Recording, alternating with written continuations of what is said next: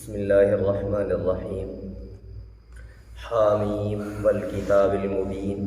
انا انزلناہ فی لیلۃ مبارکۃ انا کنا منذرین۔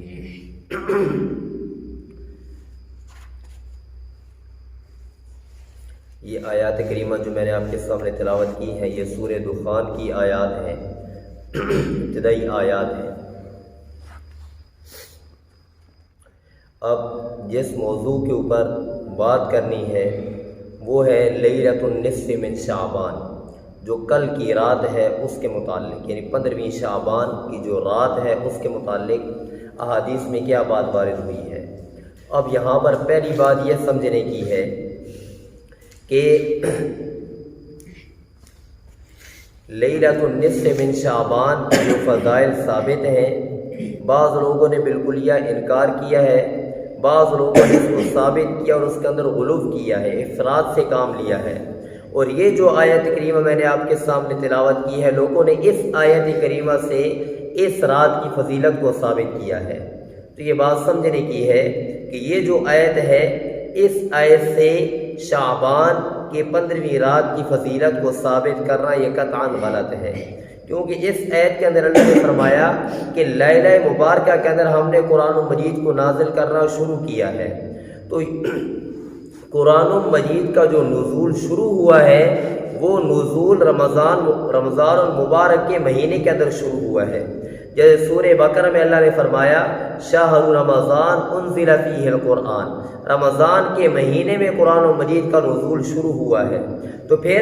دن میں اترا ہے یا رات میں اترا ہے، تو اس کے بارے میں اللہ نے اس آیت میں فرمایا کہ وہ مبارک رات کے اندر اترا ہے۔ پھر وہ رات کون سی تھی، تو اس کی تعین اللہ نے لیلۃ القدر کے اندر فرمائی انا انزلناہ فی لیلۃ القدر، قرآن مجید کا جو نزول شروع ہوا ہے وہ لیلۃ القدر میں شروع ہوا ہے۔ تو اب یہ کہنا کہ اس آیت سے اس رات کی فضیلت ثابت آئی تو یہ قطعاً غلط ہے، اس آیت سے بہرحال ثابت نہیں ہوتی۔ یہ ایک بات ہو گئی۔ دوسری بات، تو اب اس آیت سے یہ فضیلت ثابت نہیں ہے تو کیا اس کے علاوہ اور کوئی احادیث ہیں جس سے اس آیت جو رات کی فضیلت ثابت ہوتی ہے؟ تو تقریباً 10 صحابہ کرام سے اس رات کی فضیلت کے متعلق احادیث ثابت ہیں، مروی ہے۔ ان میں سے پہلی حدیث ہے جو حضرت ابو موسیٰ اشعری نبی کریم صلی اللہ علیہ وسلم سے نقل کرتے ہیں، آقا نے فرمایا ان اللہ تعالی لیطلع فی لیلۃ النصف من شعبان، اللہ رب العالمین شعبان کی یہ جو 15ویں رات ہے جو کل کی رات آ رہی ہے، اس رات کو اللہ رب العالمین اپنی مخلوق کے اوپر خاص توجہ فرماتے ہیں۔ اللہ رب العالمین اپنی تمام مخلوق کو معاف کر دیتے ہیں الا المشرک او مشاحن، مگر 2 بندوں کی مغفرت نہیں ہوتی، ایک وہ بندہ جو اللہ کی ذات و صفات کے اندر کسی کو شریک ٹھہرانے والا ہے، جو پوری بحث میں ذکر کر چکا ہوں کسی موقع پر، اور دوسرا فرمایا جو کینہ پرور ہے، کسی کا کینہ اپنے دل میں پالنے والا ہے۔ اور حضرت علی رضی اللہ عنہ فرماتے ہیں نبی کریم صلی اللہ علیہ وسلم نے فرمایا اذا کانت لیلۃ النصف من شعبان، جب شعبان کی جو نصف رات ہو، فقوموا لیلہا، تو اس کی رات کو تم قیام کیا کرو، وصوموا یومہا، دن کا روزہ رکھا کرو، بے شک اللہ رب العالمین ینزل فیہا لغروب الشمس الی السماء الدنیا، جو سورج غروب ہوتا ہے تو آسمان اور دنیا کے اوپر اللہ اپنی شان کے مطابق نزول فرماتے ہیں۔ اللہ رب العالمین کی جانب سے پھر اعلان ہوتا ہے کوئی معافیہ مانگنے والا میں اس کو معاف کروں، کیا ہے کوئی رزق کا طالب کہ میں اس کو رزق دوں، ہے کوئی مبتلا مصیبت کے میں اس کو جو وہ مصائب کو دور کر دوں۔ تو اس طریقے سے اعلان ہوتے رہتے ہیں فجر کے طلوع تک۔ اب روزے کے پاس آگے چل کے میں کرتا ہوں کہ یہ رکھنا ہے یا نہیں رکھنا، اس کی کیا ترتیب ہے۔ اور اس کے علاوہ حضرت ابوبکر صدیق رضی اللہ عنہ سے مروی ہے، پیارے پیغمبر صلی اللہ علیہ وسلم نے فرمایا کہ اللہ رب العالمین آسمان دنیا کے اوپر نزول فرماتے ہیں اس رات کو، اللہ تمام کی مغفرت فرما دیتے ہیں مگر الا رجل مشرک، مگر مشرک کی اور دوسرا جس کے دل کے اندر کینہ ہو۔ حضرت نبی کریم صلی اللہ علیہ وسلم سے مروی ہے اتانی جبرائیل امین میرے پاس آئے اور آپ نے فرمایا ہے جو نصف شعبان کی رات ہے وللہ فیہا عتقاء، اس کے اندر اللہ رب العالمین بہت سارے بندوں کو آزاد فرماتے ہیں بعدد شعور غنم قلب، کتنے کہ ایک قبیلہ کلب تھا وہ بہت زیادہ بکریاں رکھا کرتے تھے، اتنی زیادہ وہ بکریاں پالتے تھے کہ 2 پہاڑوں کی جگہ درمیانی کو بھر جاتی تھی ان کی بکریوں سے۔ تو فرمایا کہ ان کی بکریوں کے بالوں کی تعداد کے وقت اللہ رب العالمین جہنم سے جہنمیوں کو آزاد فرماتے ہیں، لیکن اس رات کے اندر بھی اللہ رب العالمین مشرک نمبر 2 جس کے دل کے اندر کینہ ہو، نمبر 3 جو قطع رحمی کرنے والا ہو، رشتے ناطے توڑنے والا ہو، نمبر 4 اپنی شلوار کو ٹخنوں سے نیچے لٹکانے والا ہو، نمبر 5 اپنے والدین کا نافرمان، اور نمبر 6 جو شراب کا عادی ہو، تو ان کی اللہ رب العالمین مغفرت نہیں فرماتے، ان کی طرف اللہ رب العالمین رحمت کی نگاہ ہی نہیں فرماتے۔ اور بھی بہت ساری احادیث ہیں جن کے اندر یہ فضائل ذکر ہیں، تو تقریباً 10 صحابہ کرام سے یہ فضائل ثابت ہیں۔ لیکن یہاں پر یہ بات بھی ہے کہ جتنی بھی حدیثیں ساری ضعیف ہیں، جتنی بھی حدیثیں ہیں یہ ساری ضعیف ہیں، لیکن یہاں پر محدثین نے ایک قاعدہ ذکر فرمایا ہے۔ وہ قاعدہ یہ ہے کہ اگر ایک حدیث ضعیف ہے لیکن اس کے ساتھ سند کے اعتبار سے دوسری حدیث مل جاتی ہے، تیسری حدیث مل جاتی ہے، اگرچہ وہ ضعیف ہو لیکن ان کے ملنے کی وجہ سے اس حدیث کو تقویت جب پہنچتی ہے تو پھر یہ ضعف کے درجے سے نکل کر کے حسن لغیرہ کے درجے میں داخل ہو جاتی ہے۔ حسن لغیرہ اپنی سند کے اعتبار سے تو وہ قابل حجت نہیں ہے، لیکن اس قاعدے کے مطابق وہ دوسرے واسطے سے وہ حسن کے درجے میں داخل ہو رہی ہے۔ تو اس لیے اگر ایک روایت سندر کمزور ہو لیکن اس کی تائید بہت سی احادیث سے ہو جائے تو اس کی کمزوری پھر دور ہو جاتی ہے، وہ قابل احتجاج ہوتی ہے۔ تو ان احادیث سے کم از کم اتنی بات ثابت ہو رہی ہے کہ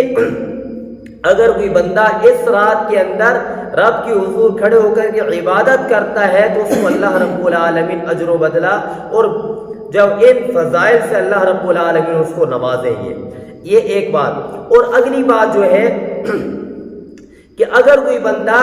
اس رات کو عبادت نہیں کرتا، فرائض واجبات کے علاوہ نفلی عبادت نہیں کرتا، تو اس کے اوپر تان و تشنیع کرنا، اس کے اوپر انگلیاں اٹھانا، اس کو جو برا بھلا کہنا، اس کی شریعت اجازت نہیں دیتی۔ پھر اس رات کے اندر کرنے کے کام کیا ہیں؟ تو کرنے کا پہلا کام یہ ہے کہ عشاء کی نماز اور فجر کی نماز یہ باجماعت ادا کرنی ہے، یہ باجماعت ادا کرنی ہے۔ اگر کوئی بندہ پوری رات کھڑا ہو کر کے نوافل پڑھتا رہے لیکن وہ فرائض ادا نہیں کر رہا، یا پوری رات نفل پڑھتا رہا، عبادت کے اندر رہا لیکن فجر اس نے قضا کر دی ہے، تو پھر اس کو یہ فضیلتیں ملیں گی یا نہیں ملیں گی، لیکن اس کو اللہ رب العالمین پکڑ ضرور فرمائیں گے فرائض چھوڑنے کی وجہ سے۔ تو پہلا کام یہ کرنا ہے کہ فرائض کی پوری پابندی کرنی ہے۔ دوسرا کام یہ کرنا ہے کہ اس رات کے اندر جتنی بھی استطاعت ہو جائے اپنی استطاعت کے مطابق، اگر آپ 2 رکعت نفل پڑھ سکتے ہیں تو 2 پڑھیں، 4 پڑھ سکتے ہیں 4 پڑھیں، جتنا آسانی کے ساتھ بندہ پڑھ سکتا ہے نوافل بندہ پڑھے۔ نمبر 2 قرآن مجید کی بندہ تلاوت کرے۔ نمبر 3 تسبیحات جو عمومی بتائی جاتی ہے، استغفار، تیسرا کلمہ، درود شریف، اور اس کے علاوہ جو تسبیحات ہیں جزا اللہ عنا محمد اما والو، جو بھی احادیث سے ثابت ہیں وہ انسان تسبیحات پڑھے۔ اور نمبر 4 اپنے لیے امت کے لیے دعا کرے۔ تو رات کا جتنا حصہ انسان آسانی کے ساتھ یہ کام کر سکے انسان کرے، لیکن اپنے اوپر مشقت ڈال کر کے، بار اور بوجھ ڈال کر کے اتنا زیادہ لگنا کہ اس کی وجہ سے فرائض انسان سے چھوٹ جائے۔ نمبر 2 اگلا دن کا جو کام ہے وہ انسان سے رہ جائے، تو اتنا پھر انسان نہ کرے۔ جتنا انسان آسانی سے کر سکتا ہے وہ آسانی سے انسان کام کرے۔ کیوں؟ اصل یہ چیز ہے کہ اللہ رب العالمین کا قرب، اللہ کا دھیان نصیب ہو جائے۔ اور اگر انسان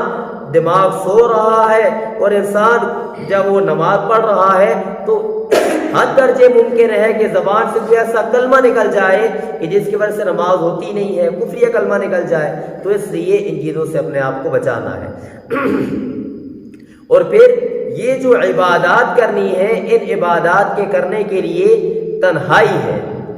اور یہ بھی اصول ہے کہ مسجد کے اندر پیارے پیغمبر صلی اللہ علیہ وسلم فرائض کو ادا فرمایا کرتے اور جو جماعت کے ساتھ نمازیں آپ پڑھتے وہ جو نماز آپ ادا فرمایا کرتے، اس کے علاوہ سنن اور نوافل آپ گھر کے اندر پڑھا کرتے تھے۔ اور یہی اصل قاعدہ ہے کہ انسان سنت اور نفل گھر کے اندر پڑھے، لیکن چونکہ آج کے زمانے کے اندر یہ ممکن ہے کہ انسان باہر نکلے تو اپنی مشغولیات میں انسان مصروف ہو جائے تو رہ جاتی ہیں، تو اس لیے فقہا نے کہا کہ ساتھ ہی انسان مسجد میں پڑھ کر ہی چلا جائے۔ لیکن اصل جو وہ چیز وہ یہی ہے کہ گھر کے اندر پڑھنا یہ زیادہ افضل اور زیادہ بہتر ہے۔ تو اسی وجہ سے یہ جتنے بھی نوافل ہیں مسجد کے اندر جمگھٹا بنانا، اکٹھا ہونا، محفلیں جو منعقد کرنا، جو محفل نعت، جو مجالس اور جو اس طریقے سے شبینے یہ کرنا جو قطعاً جو درست نہیں ہے، بلکہ تنہائی کے اندر بیٹھ کر کے اللہ سے مناجات کرنی ہے۔ جیسے میں نے بھی ذکر کیا کہ اصل یہ ہے کہ اللہ کے ساتھ لو لگانی ہے، کوئی ایسی گھڑی مل جائے کہ جی اللہ کے ساتھ ہم کلام ہو جائیں اور یکسوئی کے ساتھ اللہ کے ساتھ انسان ہم کلام ہو سکے۔ اور اگر یہ گھڑی 5-10 منٹ کی ہے تو وہ کافی ہے بنسبت اس کے کہ پوری رات انسان لگا رہے اور وہ شریعت اور سنت کے خلاف ہو۔ اگر سنت کے خلاف ہوگا تو یہ وبال جان بنے گا۔ یہ کام کرنے کے ہیں۔ اور پھر اس کے علاوہ کہ یہ دن کے روزے کی جو اس حدیث کے اندر بات آئی ہے تو یہاں پر یہ بات بھی سمجھنے کی ہے کہ دن کے روزے کی جو بات ہے وہ صرف ایک حدیث سے ثابت ہے اور وہ بھی حدیث ضعیف ہے۔ تو اس کی علماء فرماتے ہیں کہ صرف اس وجہ سے کہ یہ شعبان کے 15ویں رات کے ساتھ متصل 15 شعبان کا روزہ کوئی بندہ اس وجہ سے رکھتا ہے تو پھر یہ رکھنا درست نہیں ہے۔ ہاں اگر کوئی بندہ اس وجہ سے شعبان کے مہینے کے روزے رکھتا ہے کہ پیارے پیغمبر صلی اللہ علیہ وسلم کا معمول رہا کہ آقا صلی اللہ علیہ وسلم شعبان کے مہینے میں کثرت کے ساتھ روزے رکھا کرتے تھے، شعبان کے مہینے میں کثرت سے آپ روزے رکھا کرتے تھے، 27 شعبان سے پہلے آپ کثرت کے ساتھ روزے رکھا کرتے تھے، آپ کا معمول تھا ایک۔ اور دوسرا آقا صلی اللہ علیہ وسلم نے فرمایا کہ جو بندہ ایام 20 کے روزے رکھتا ہے تو وہ ایسے گویا کہ اس سے پورے مہینے کے روزے رکھے ہیں۔ کیوں کہ ایام 20 کون سے ہوتے ہیں؟ 13، 14، 15 یہ ایام 20 ہیں، روشن دن، چاند کے 13ویں، 14ویں اور 15ویں یہ جو دن ہیں ان دنوں کے روزے رکھنا یہ ایام 20 کہلاتا ہے۔ اور کل قاعدہ ہے کہ ایک کا بدلہ کم از کم 10 کے بقدر ملتا ہے تو 3 ضرب 10 30 روزے ہو گئے۔ تو اگر کوئی بندہ اس کا معمول بنا لیتا ہے تو اللہ رب العالمین اس کو پوری زندگی روزہ رکھنے کے ثواب دیتے ہیں۔ تو اس لیے اگر کوئی بندہ یہ معمول ہے اس کو، اور اس وجہ سے بندہ کہ شعبان کے اندر کثرت سے روزے رکھنے کا آقا صلی اللہ علیہ وسلم کی جو وہ سنت تھی اس وجہ سے رکھتا ہے، اور دوسرا کہ ایام 20 کے روزے رکھتا ہے، تو اس وجہ سے اگر درمیان میں یہ 15 شعبان کا روزہ بھی آ جاتا ہے تو پھر انسان اگر رکھ لے گا تو اس کے لیے یہ ثواب کا باعث ہوگا۔ لیکن اگر صرف اس وجہ سے رکھے گا تو پھر صرف اس وجہ سے رکھنا یہ جو وہ درست نہیں ہوگا، شریعت کے اندر یہ ثابت نہیں ہے۔ اور اگلی بات کہ اس رات کے اندر حلوہ پوڑی اور یہ جو وہ مختلف کھانے وغیرہ پکائے جاتے ہیں تو ان کا شریعت کے اندر کوئی ثبوت نہیں ہے۔ جیسا کہ حضرت ابوبکر صدیق رضی اللہ عنہ سے مروی ہے، نبی کریم صلی اللہ علیہ وسلم نے فرمایا علیکم بلا الہ الا اللہ والاستغفار، تمہارے اوپر لا الہ الا اللہ اور استغفار کثرت سے کرنا یہ لازم ہے، اس کو لازم کر لو۔ فاکثروا منہما فإن ابلیس قال، ابلیس کہتا ہے اہلکت الناس بالذنوب، میں نے لوگوں کو گناہوں کی وجہ سے ہلاک کیا، وَأَهْلِكُونِي بِلَا إِلَهَ إِلَّا اللَّهِ وَالِاسْتِغْفَارِ، اور لوگوں نے مجھے لا الہ الا اللہ کی کثرت اور استغفار کی کثرت سے ہلاک کر دیا۔ جب میں نے دیکھا یہ تو کچھ بھی نہ ہوا تو پھر میں نے ان کو خواہشات نفسانیہ کے پیچھے لگا دیا، خواہشات نفسانیہ بدعات کے پیچھے لگا دیا۔ وَهُمْ يَحْسَبُونَ أَنَّهُمْ مُهْتَدُونَ، وہ یہ سمجھتے رہے کہ ہم درست کام کر رہے ہیں، لیکن وہ درست کام نہیں تھا بلکہ اللہ اور اللہ کے رسول کے ساتھ بغاوت تھی۔ تو اس لیے ان چیزوں سے بچنا ہے، تو ان کے اندر مشغول ہو کر کے اللہ اور اللہ کے رسول کی نافرمانی کر کے اپنی عبادت کو ضائع نہیں کرنا۔ اور اگلا کام ہے کہ آقا صلی اللہ علیہ وسلم اس رات میں جب جنت البقیع کے اندر تشریف لے گئے تھے، جیسے عائشہ صدیقہ رضی اللہ عنہ فرماتی ہیں فقدت رسول اللہ صلی اللہ علیہ وسلم لیلۃ فاذا هو بالبقیع، میں نے ایک دن آقا صلی اللہ علیہ وسلم کو ایک رات کو گم پایا تو میں نے دیکھا کہ آقا صلی اللہ علیہ وسلم جب جنت البقیع کے اندر ہے فقال آقا نے فرمایا اکنت تخافین، کیا تجھے ڈر لگ گیا تھا کہ اللہ اور اللہ کا رسول تیرے اوپر ظلم کریں گے؟ قلت میں نے کہا اللہ کا رسول میں نے گمان کیا تھا کہ آپ اپنی بعض عورتوں میں کسی عورت کے پاس چلے گئے ہوں گے، کسی کام سے چلے گئے ہوں گے، کوئی کام ہوگا آپ کا۔ فقال آپ نے فرمایا ان اللہ تعالی، بے شک اللہ رب العالمین شعبان کے نصف کی رات میں، یعنی جس کو شب برات ہمارے ماحول میں کہا جاتا ہے، اس کے اندر اللہ اپنی وہ شان کے مطابق آسمان دنیا پر نزول فرماتے ہیں۔ اللہ رب العالمین قبیلہ کلب کی بکریوں کے بالوں کی تعداد کے بقدر اللہ رب العالمین لوگوں کو معاف فرما دیتے ہیں۔ تو یہ احادیث ہیں، اور اس حدیث کو امام بخاری رحمہ اللہ یضاعف هذا الحدیث، اس کی تضعیف کیا کرتے تھے۔ تو اب علماء یہ فرماتے ہیں کہ یہ جو آپ کس سے عمل یہ ثابت ہے، پوری زندگی میں ایک مرتبہ ثابت ہے، ایک مرتبہ ثابت ہے۔ اگر کوئی بندہ کہ آقا صلی اللہ علیہ وسلم گئے ہیں تو اس وجہ سے جب وہ قبرستان جاتا ہے تو وہ بھی اس کو اسی حد میں رکھے کہ وہ بھی پوری زندگی میں ایک مرتبہ چلا جائے یا کبھی کبھار چلا جائے ایک بار۔ دوسری بات، آقا صلی اللہ علیہ وسلم پوری زندگی میں ایک بار گئے ہیں اور گئے بھی اکیلے ہیں، تو اس لیے اگر جانا ہے تو جانا بھی کبھی کبھار ہے اور جائے بھی انسان اکیلا جائے۔ جیسے ہمارے ہاں ہوتا ہے کہ جب گھڈے بنا کر کے پوری پوری ٹولیاں جاتی ہیں اور پوری ایک ترتیب کے ساتھ جاتے ہیں، پھر وہاں پر چراغاں کیا جاتا ہے اور عورتیں وہاں پر جا کر چراغاں کرتی ہیں۔ عورتوں کا جانا ویسے بھی قبرستان کے اندر ممنوع ہے، اور پھر رات کے وقت جانا۔ اور پھر آقا صلی اللہ علیہ وسلم نے فرمایا کہ جو عورتیں قبرستان کے اندر جاتی ہیں، زیارت کرنے والی ہیں، ان کو آقا صلی اللہ علیہ وسلم نے لعنت فرمائی ہے۔ اور دوسرا کہ جو قبرستان کے اندر جا کر کے وہاں پر چراغ جلاتے ہیں، جو جب چراغاں کرتے ہیں، ان کے اوپر بھی جاؤ لعنت فرمائی ہے۔ تو اس لیے ان چیزوں سے اپنے آپ کو بچانا ہے۔ تو کرنے کے کام خلاصہ کیا ہے؟ کرنے کا کام صرف یہ ہے کہ استطاعت کے مطابق انسان نوافل پڑھے، پھر اس کے بعد اگلا کام کہ انسان قرآن و مجید کی تلاوت کرے، اس کے بعد تسبیحات، اور پھر اس کے بعد دعا انسان مانگ لے۔ اور اس کے علاوہ عشاء اور فجر کی نماز انسان باجماعت پڑھے، اور عورتیں گھر کے اندر نماز کا اہتمام کریں۔ اگر یہ نہ ہو سکے تو صرف اتنا ہی انسان کر لے کہ صرف عشاء کی اور فجر کی نماز انسان باجماعت پڑھ لے، تو اس کی وجہ سے بھی اللہ رب العالمین اس کو پوری رات کی عبادت کا ثواب دیں گے۔ جیسے کہ حدیث مبارکہ کا مفہوم ہے، آقا صلی اللہ علیہ وسلم نے فرمایا تو عشاء کی نماز باجماعت پڑھ لیتا ہے تو آدھی رات، اور فجر کی نماز بھی باجماعت پڑھ لے تو پوری رات اللہ عبادت کا ثواب دے دیتے ہیں۔ تو یہ انسان کام کر لے۔ اور اس کے علاوہ قبرستان میں اگر جاتا بھی ہے تو جائے، لیکن وہاں پر کبھی کبھار، اور جائے بھی تو اکیلا جائے، اور وہاں پر جا کر کے ان کے لیے ایصال ثواب کرے، اپنی طرف سے کچھ پڑھ کر کے سورہ اخلاص، سورہ فاتحہ، کچھ بھی پڑھ کر کے ان کو ایصال ثواب کرے، ان کے لیے دعا کرے، اپنی آخرت کو یاد کرو، پھر جو ہے وہ واپس آ جائے۔ اور پھر یہ جو روزہ رکھنے کی بات آئی، تو روزہ رکھنے کی بات یہ ضعیف عمل ہے، صرف اس وجہ سے روزہ رکھنا یہ ممنوع ہے۔ اور اگر کوئی بندہ اس وجہ سے روزہ رکھتا ہے کہ آقا صلی اللہ علیہ وسلم شعبان کے مہینے میں کثرت سے روزے رکھتے تھے،